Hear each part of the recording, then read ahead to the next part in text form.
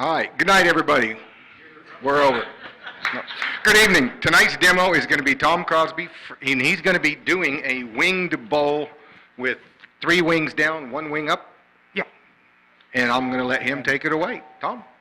I need a tool rest. You do it with a tool rest? Yeah, I'm going to do it with a tool rest. We'll get you one here in just 1 second. Okay. Charlie brought me a tool rest. You want to borrow it? I just need one. That's a long one. Oh, yeah. I brought everything but a tool rest. I'll get you one. Be right back. Short one's good. Okay. It just won't work. Are you ready, monsieur? All right. What we're going to do is called a manta ray bowl. As far as I know, this was developed by Terry Scott in New Zealand.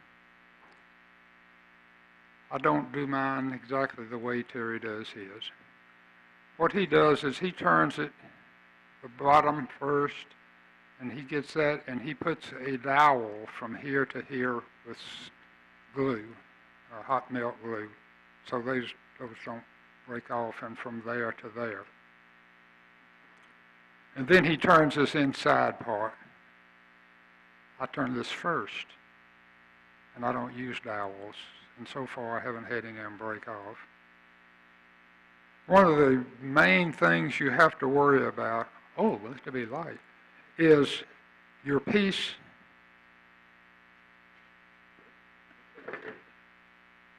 has to be perfectly square,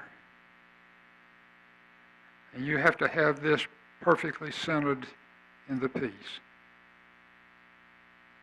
If you don't, it's not going to come out right. It's going to be too long on one side or too short on the other or something like that. For your first one, I would suggest that you use a piece about like this, 6-inch square, and about 3 inches, 2.5 to 3 inches deep. If you want it to come out so that it rests on the points, you can get by with 2.5. I don't use them, usually make them rest on the points. Yeah, this is good. This, yeah. Thank you. It's too easy to break those points off if they hit something like that.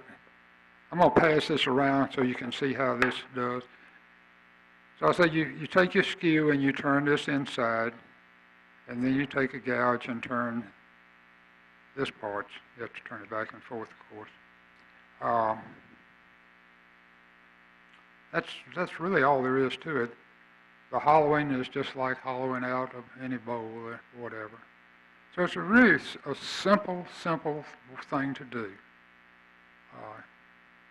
Very easy. It doesn't take all that long to do the turning part. Then after you get the turning part off, done, you got to cut this off of one, and then you got to cut this off of these other 2, and then you got to do a lot of sanding on this to get the form. You don't have to worry that much about making this real thin. See, that looks much thicker on this side than it does on this side. Because when you sand this, you can sand it down thinner along this edge, and it appears that it's that way all the way across. So you don't have to be real picky about that. When you get your block ready, you need to come around and make you a center line, and I usually make a line about 1/8 inch on either side, making that a 1/4 inch line through there. And come in and make and they don't have to be the same. You can make one come back farther and round out more, or go out and just come straight down, or whatever you want it to look like.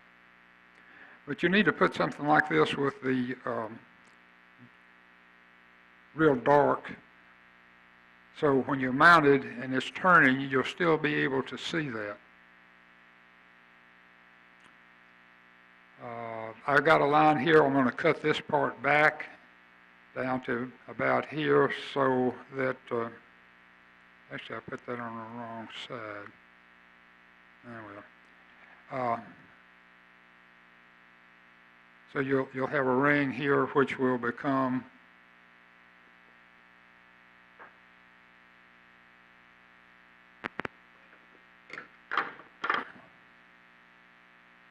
the little feet like this, what you do is when you get that set and you get it turned down, then you just come on and carve out these pieces right here. I actually sand them out.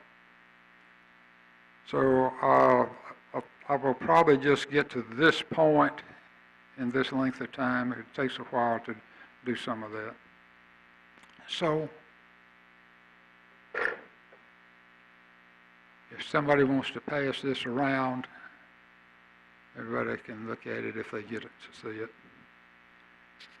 Okay, so we're going to see if we can get started on this. If I can get that loose.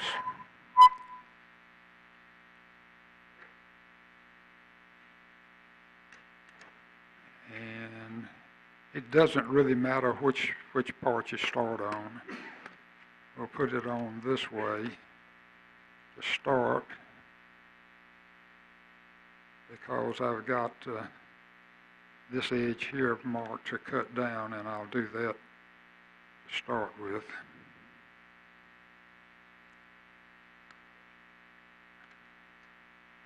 And if you're worried about using a skew, the skew is not used like you would normally use one at all. So I don't think you'll have any trouble doing that.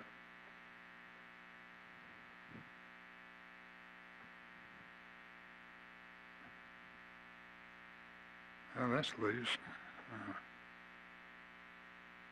Like that. Should work. You want to be sure to turn this. Anytime you're resetting your tool rest, be sure to turn your piece so you'll know it's not going to hit. Okay, now let's see. A tool.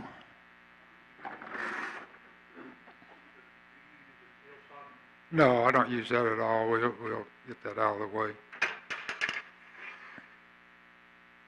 Might obstruct somebody's view. That's not the one. I'll show you this while I've got it in my hand.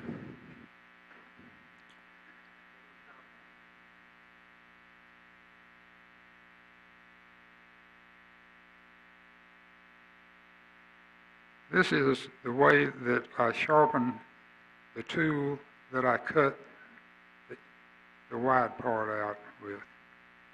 And I'll show you why I do it that way when I get to it. But it's very, very narrow to a long point, sharp point. And you use about that much of it to cut that.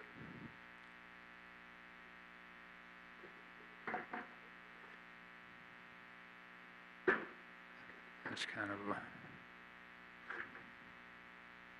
a okie dokie.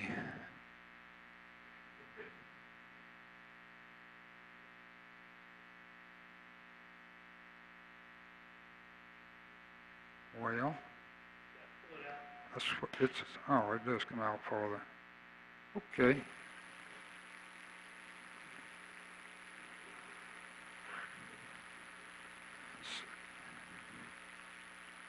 We'll just take some of this off to start with.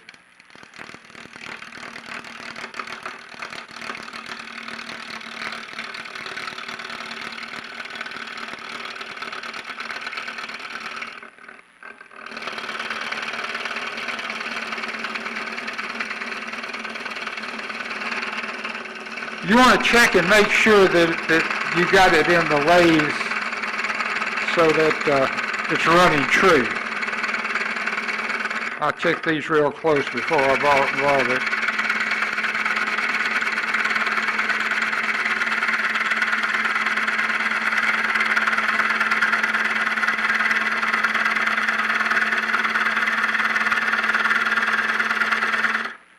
About like that.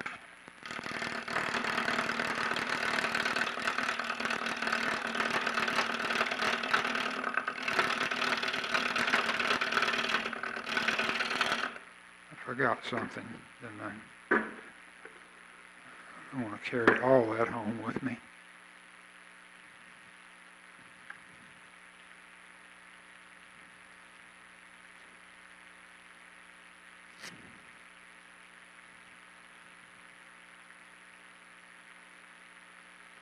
Doesn't keep it off my arms, but it will keep it off of most of me.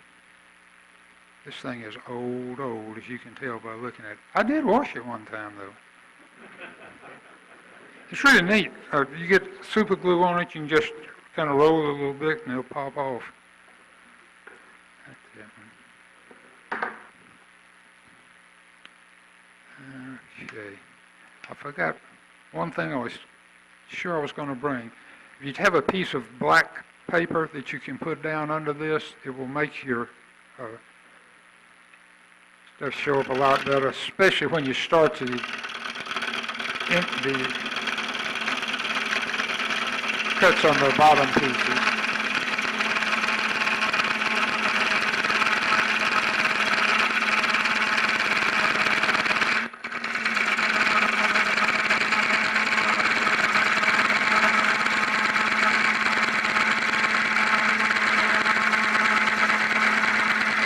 This is sycamore, and this is a hard piece of sycamore.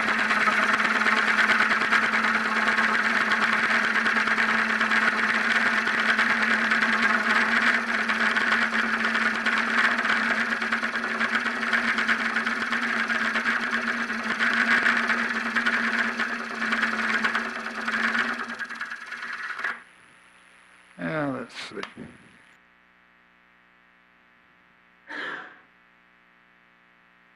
Yeah, that's good. I just got it off. All right, now we do the fun part.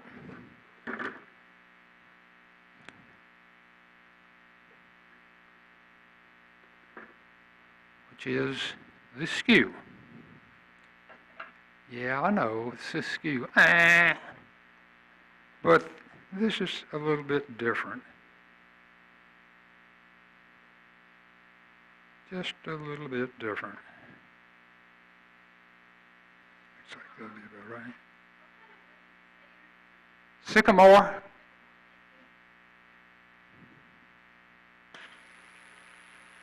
No, okay. Now, see, I can see that image. I don't think you can see it on the projection. Maybe just a little bit, but you can see the image of those lines coming around, and you know approximately where they are. So you hold the skew like this with the long point up. You hold the handle down pretty far, and you can try to get lined up.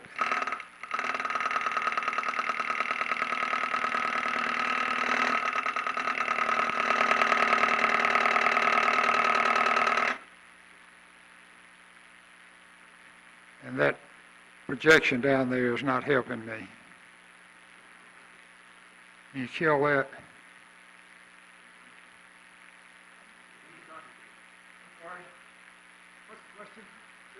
Can you kill that screen, that monitor down there? Yeah. See, the light's right behind what I'm... Much better, much better. Yeah, much better. Okay, if you can see that there's a slight groove started in there.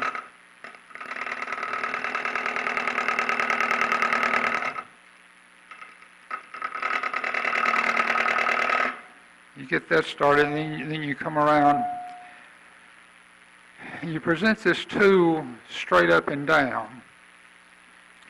And when you start cutting, you tilt it in about 1 degree, just a little bit inside. And we're going to start about here.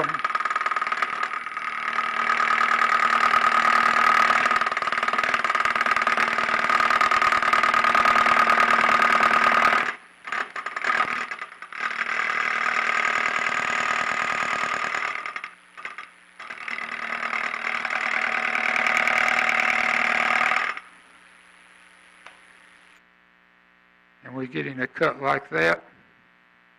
And then I'll step that back and back until we come out here and come around this line.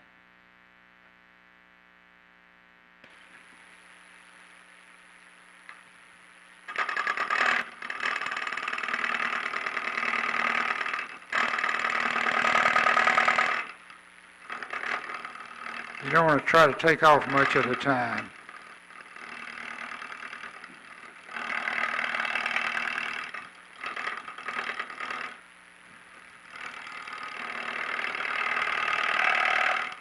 once you get it started, it gets a lot easier. I think you could do this with the gouge if you just don't think you can do it with the skew. But actually, a little practice. Now, if you want to practice this, what you can do is get some 2x6 and cut it into squares and work on that. If you mess up, you hadn't lost much.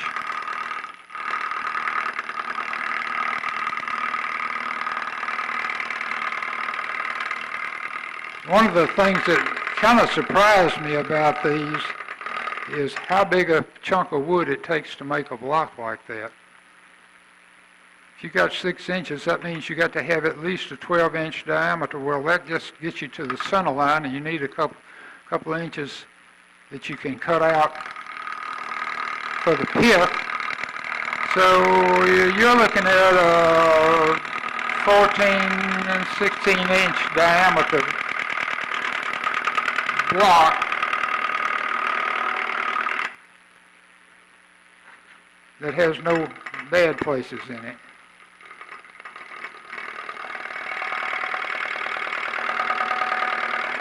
I didn't know this particular piece of sycamore was this hard. The other pieces I used were like that one I sent around, they were not anything like this. That seems like it's always the way. If that's something that can go wrong, it's going to go wrong when you do the demo.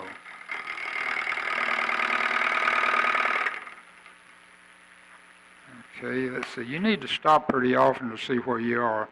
Yeah, that's pretty good. Yeah, good. And you'll find, no matter how careful you are, that one side's going to be a little bit longer or a little bit shorter than the other side. Now I need to come down just about here. Oh. Now what happened there is I turned it too much, so it backed up on you. It's kind of like when you're doing the skew and you lift it off of the bevel, you mess up.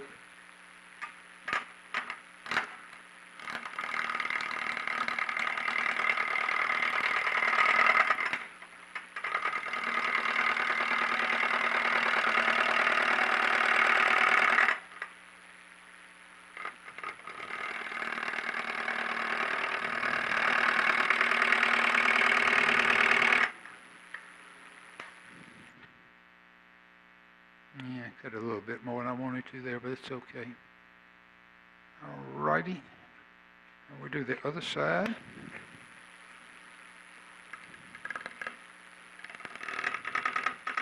It will really help you if you put a piece of black paper or something underneath there.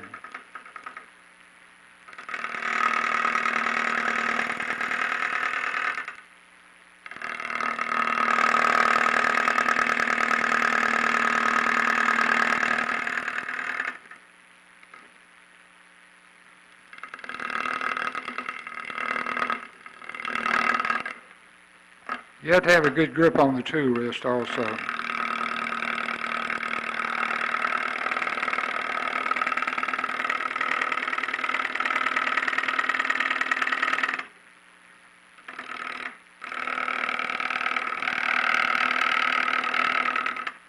You're cutting a lot of air when you're doing this.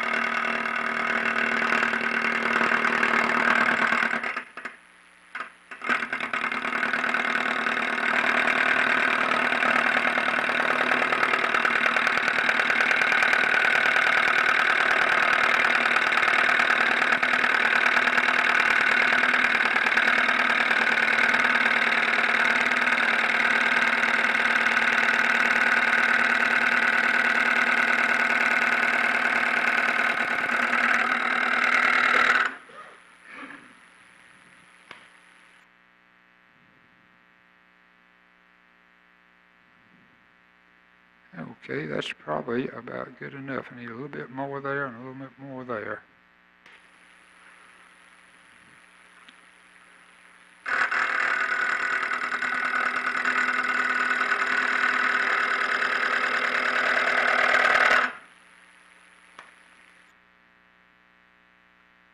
Yeah, that's good. A little bit more on this side.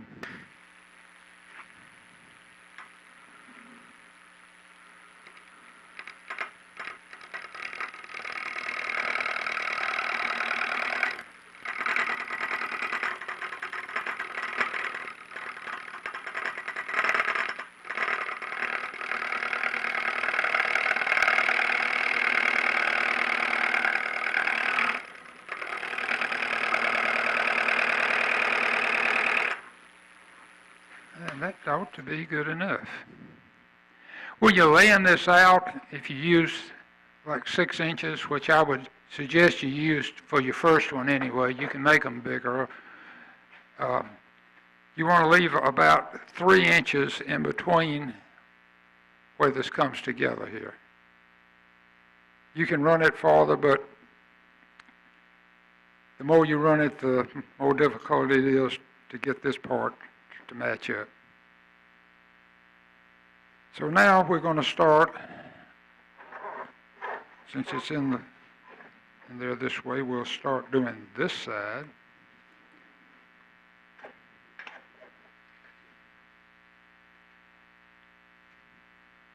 And that's where this comes in.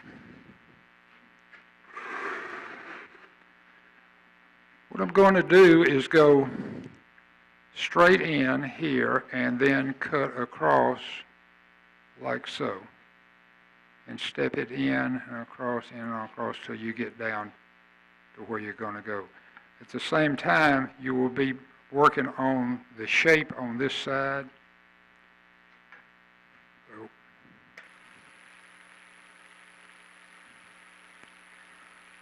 in this case, if you had something lighter under there, the way the light is, it would be easier to see that image.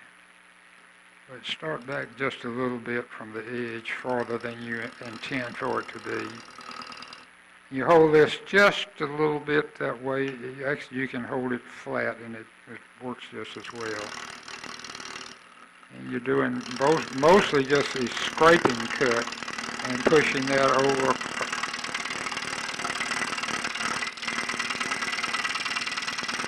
Tilt it a little bit inboard.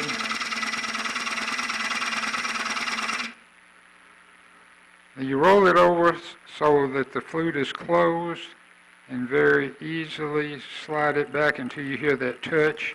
And if you want to go back farther, look at it and see that's still pretty thick right there, so we'll probably step that back a little bit more so we won't have to sand quite as much. So with the tool turn with the flute facing inward till you feel it touching, back over a little bit, however far you want to go.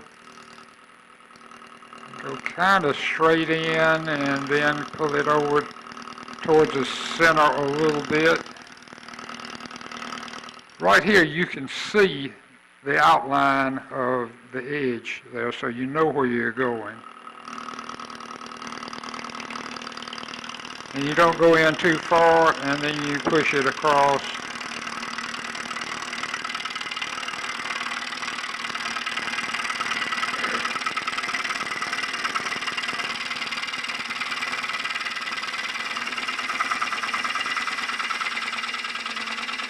And this is a hard piece of sycamore. Roll in, just touch. A little bit more. Swing the handle around some. Open the flute a little bit so you get a better cutting edge. Push it across. Now see, you don't want, I don't know if you can see this or not, but you don't want this to go over too far and let this edge catch where you've already cut. So you've got a little step in here, and that's the reason you have that step. So Then, now and again,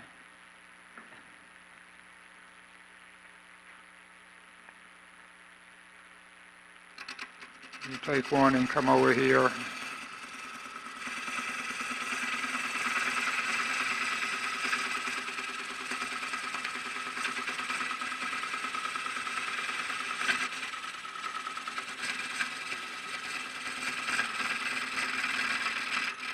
You get that out of the way, and then you can do another. Yeah.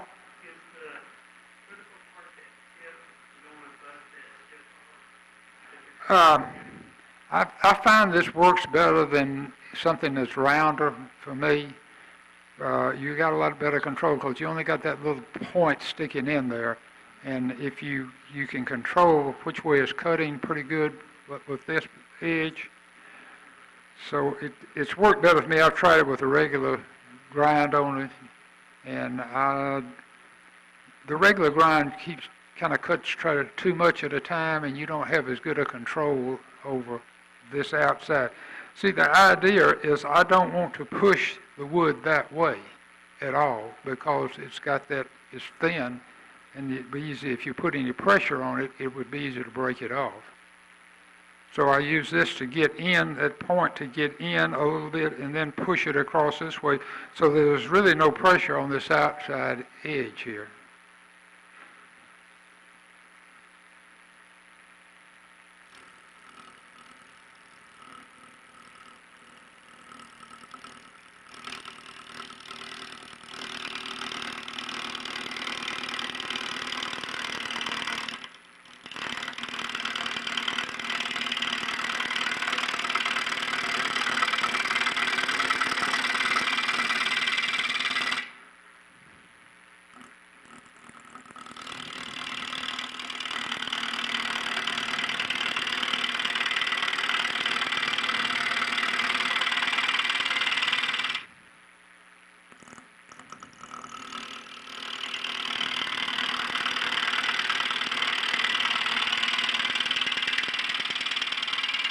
After you get that cut down in there a ways and it starts closing up, then you take a check on how you're doing. That's pretty good. It's a little bit thick, but it's not too bad. We need to move some of this down so we'll have more room to work. Because you just don't want to touch that side.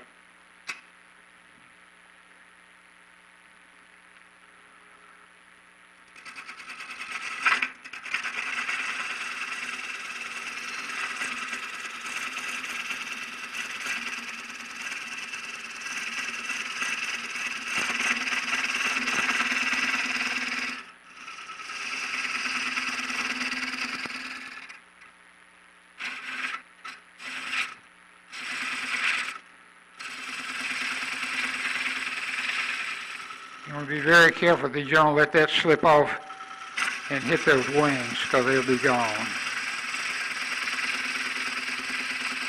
Says the voice of experience.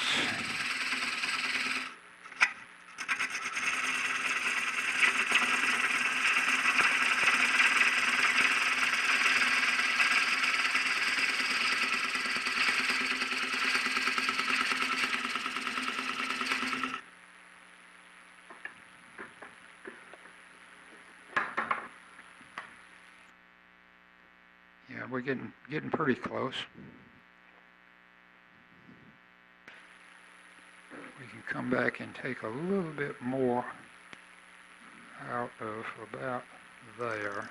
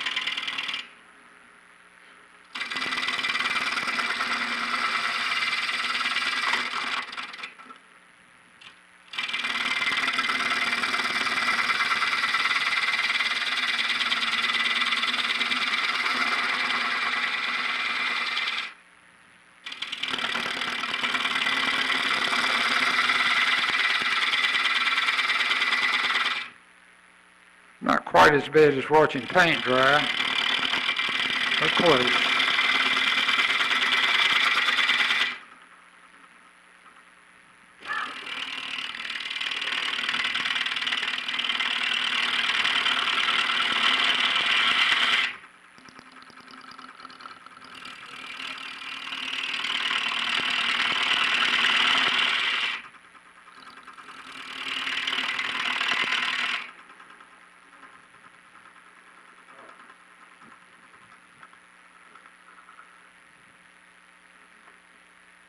Must be a jet. Coming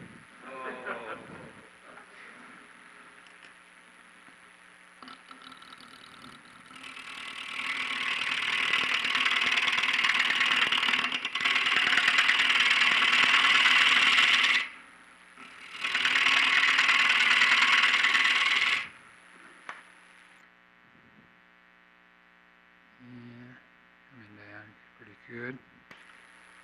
Back out some. Get a little more off of the wing.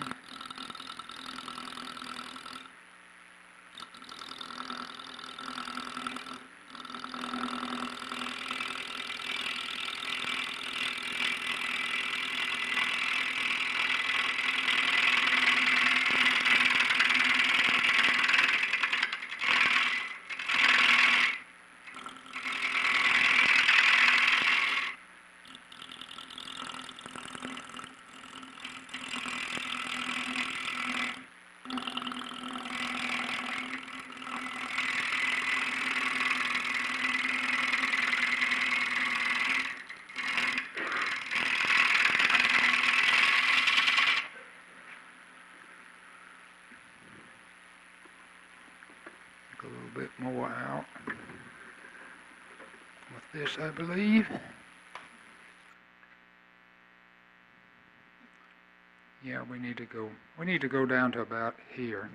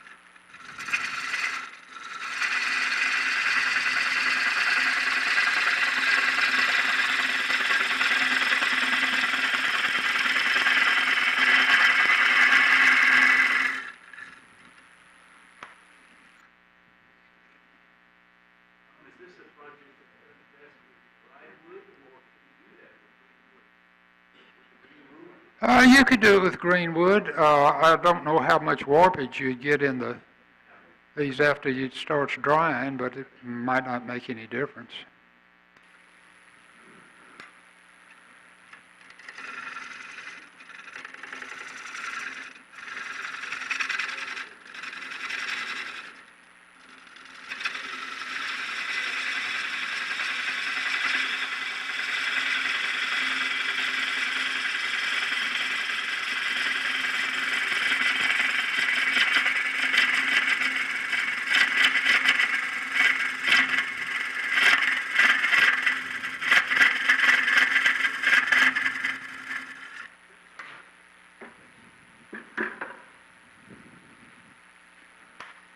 See, let's get pretty close, pretty close.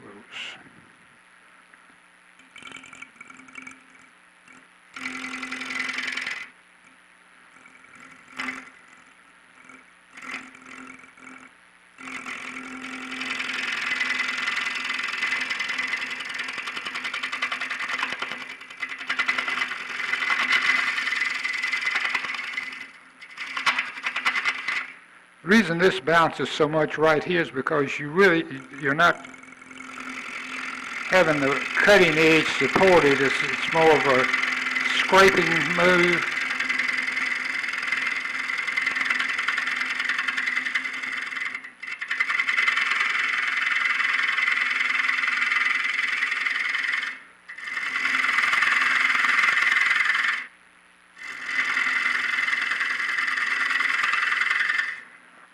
see where that takes us to.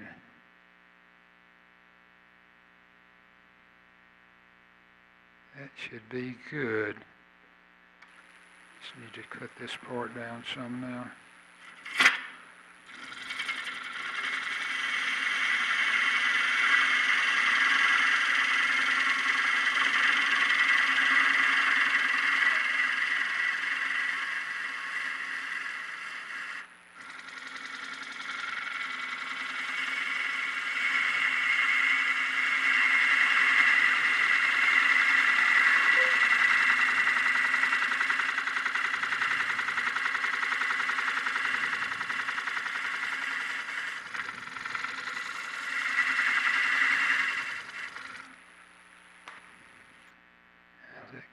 Just a little bit more and be all right.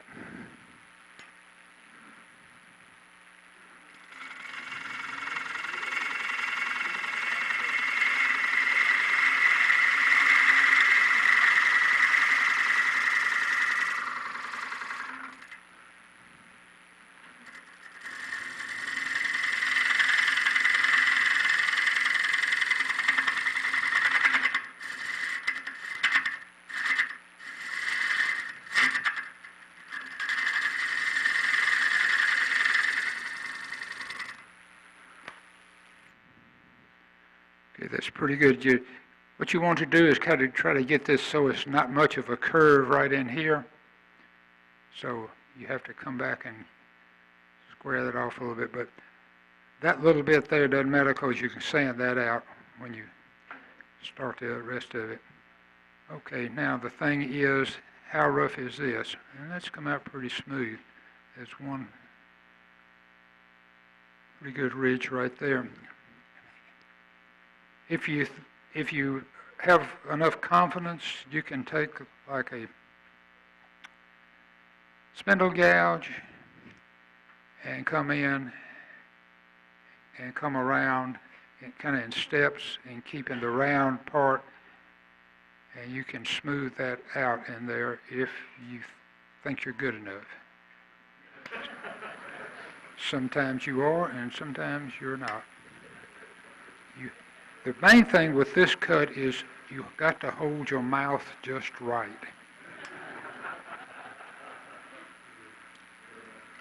Fortunately, this doesn't need much.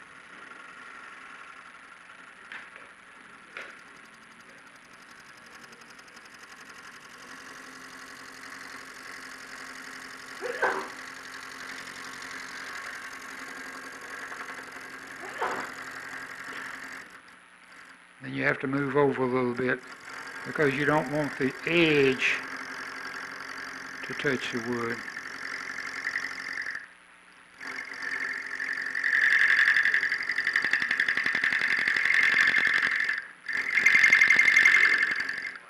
And you can kind of feel where there are ridges or valleys.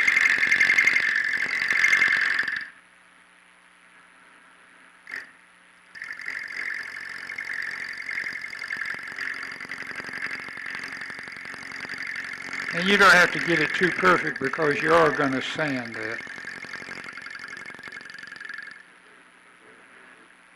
Okay, let's see. Pretty good, pretty good. Now we got to do the same thing on the other side. Fun, fun, fun. I would quit there, but I can't show you the other part of it unless I have both sides done.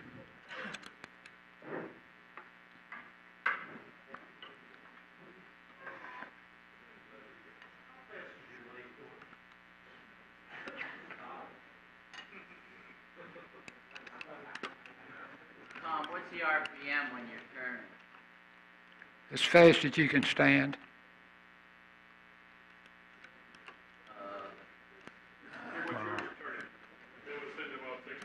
I have no idea. I never look at that. I don't have one on my lathe, and I don't ever look to see.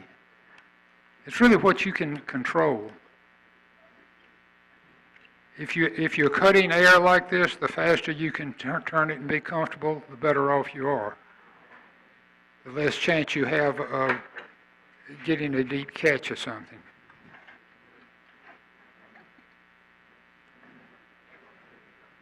And here we go again. That says 746.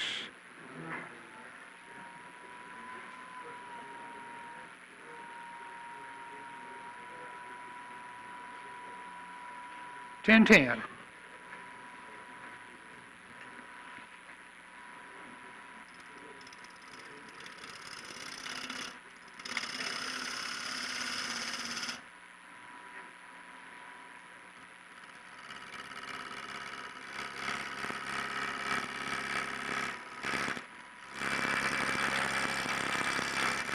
Just a little faster than I was turning a while ago, and you can see it's really going much smoother.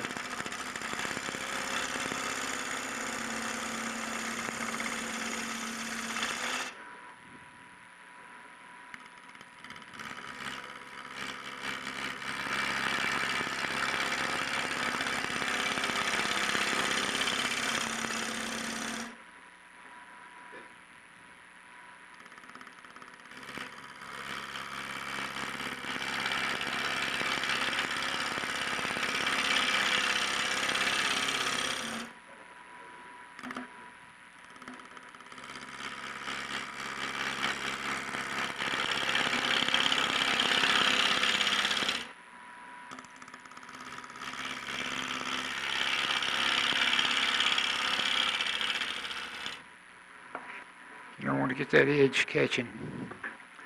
Yeah, it's not good. Normally, if I'd paid real close attention, I'd know where this back corner was, and I would try to make this match the back so the bowl goes through the wings.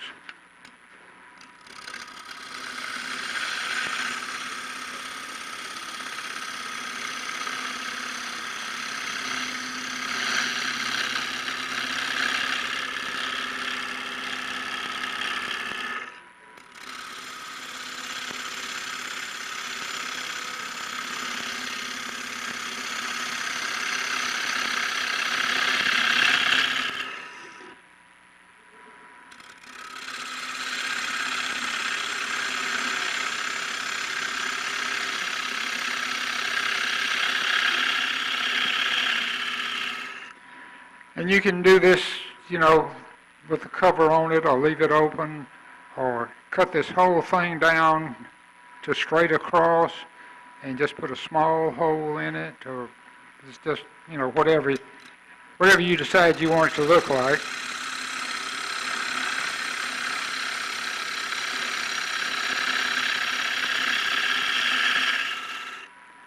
And of course, like I said, you can have one up, a two up, a three up, and so many down, whatever sounds good to you at the time.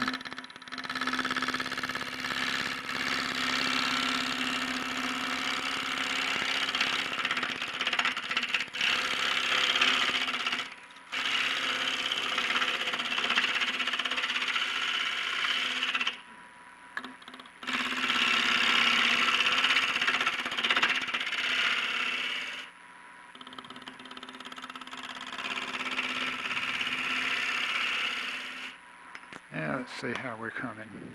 Tom, do you know at this stage which is going to be the top and the bottom of this thing? Or is it What you do is you look at the points and you find the ones. This one looks like it's going to be a little bit flat. That one's good. That one's a little bit flat. This one's good. So I'd probably make this one the top unless there's a real bad one on the bottom, and they all look pretty good. So it just depends on what you see and what you like. Let me take this down a little bit more, I think.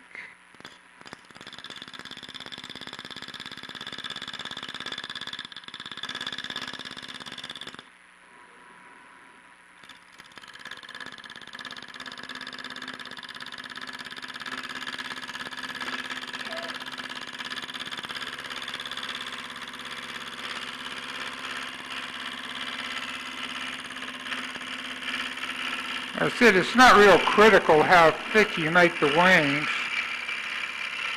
The one thing you want to remember is the thicker you make it, probably the more sanding you're going to have to do on it.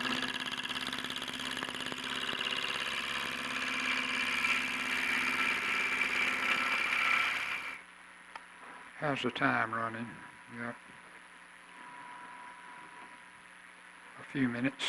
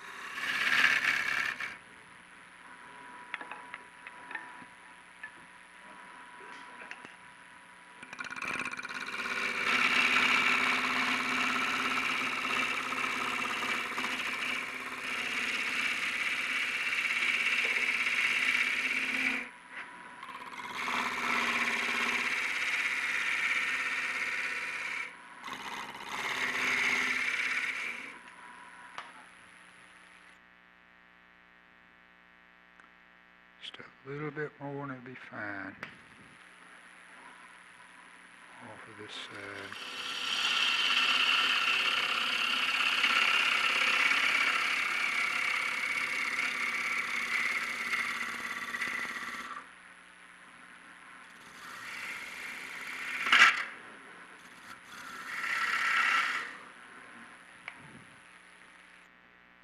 That's good. That's good. Got a little bit thin, maybe. Okay. So that's the name of that part. Now, the fun part is doing the sanding.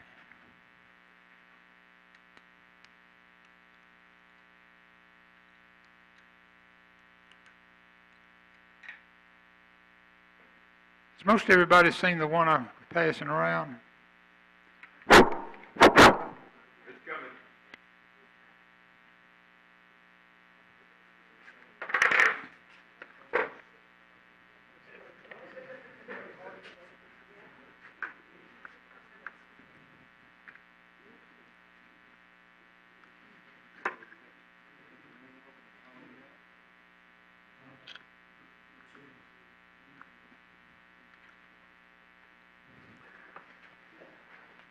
What I start this with is a circular saw on a Dremel. On this side, I would have smoothed this out a little bit more, but so that's not a good up. That's a good up. A rough on that side. That one will be the up one. So what we're going to do is we're going to cut this part off of the bottom.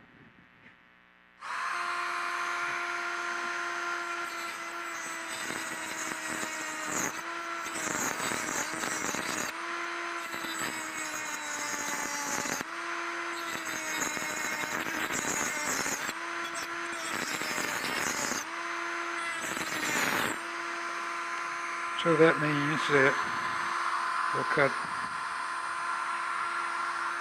this off of this one.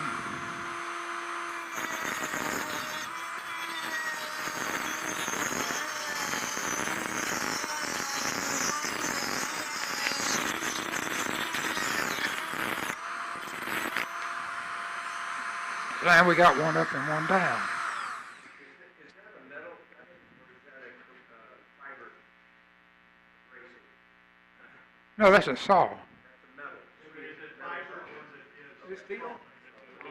Yeah, it's a regular saw blade. Circular saw blade, small circular saw blade.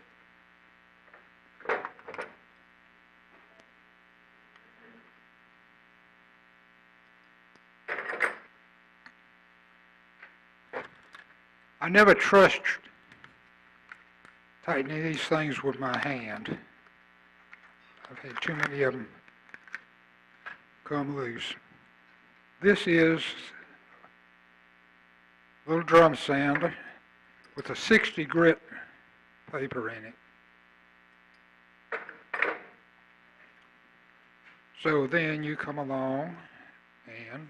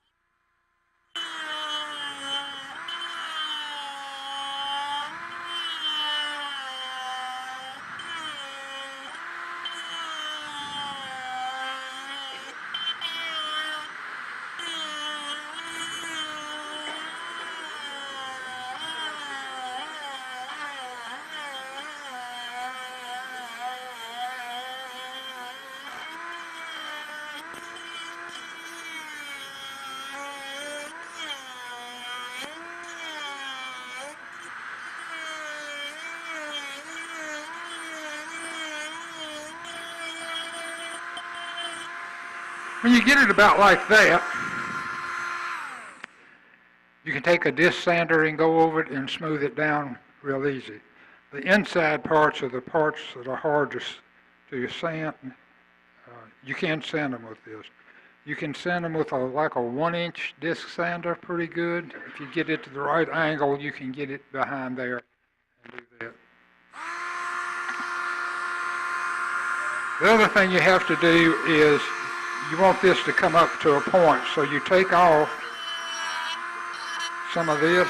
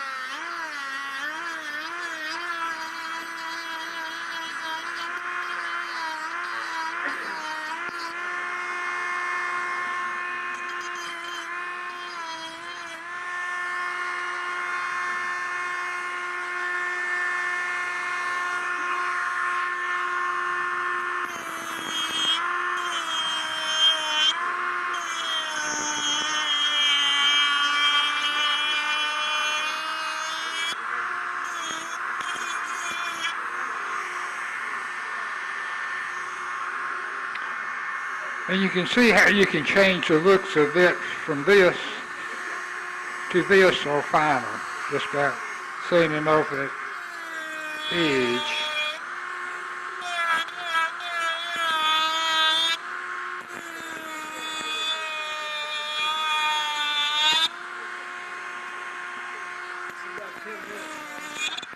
Okay. Okay, everybody see how to do that?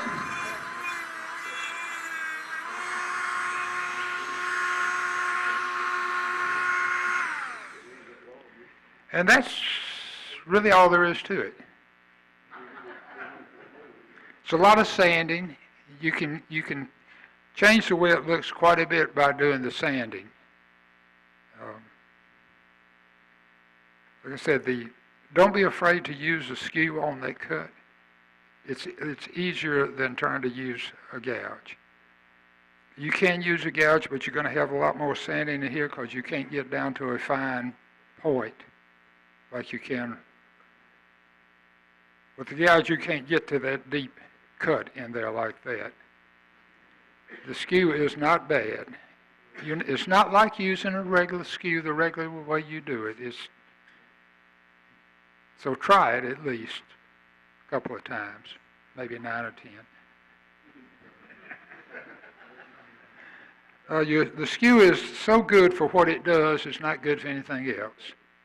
Open paint cans and, things like that is great. How many questions do we have? We got about a couple of minutes. Yeah, I make the lid from another piece of the wood, but a different piece, yeah. It's kind of hard to put the recesses in the lid and then make them pop back out. I mean, I guess you could there. You wouldn't have to cut down too far, and you could, if you had a really hooky tool like that, you could go in there and part it off with, be okay. Just use another piece of wood. You don't have to put a lid on them either. They look really good. They look really good. I haven't made one of them in a long time. But just smooth across here with a hole in it, only maybe that deep, and you kind of flow the bottom ones right into that surface and bring it just a smooth surface from here to the middle. Looks really nice. Put some decorations on it, stuff like that. If you want to see some of those, go to Terry Scott's site. You can look him up on Google and find it, or it's Timberley, I forgot now. Anyway, he's in New Zealand, so he's not AOL or anything. But you can look him up. He's on the Google 2 or 3 times. He's got a gallery, and he's on Facebook, and he has got some really good pictures of his stuff on Facebook. What's his first name? Terry, Terry? Terry Scott. Really, really nice guy. That's it, huh? Well, I always figure when I get through and I don't have any questions, I know that either I have done such a good job that everybody understands everything, or such a poor job you don't even know how to ask a question. So hopefully it's the first. I hope y'all enjoyed it as much as I did.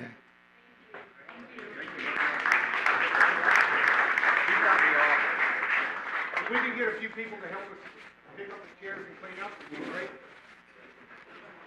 And give Tom some time to clean his stuff up so we can get the laid out of the way.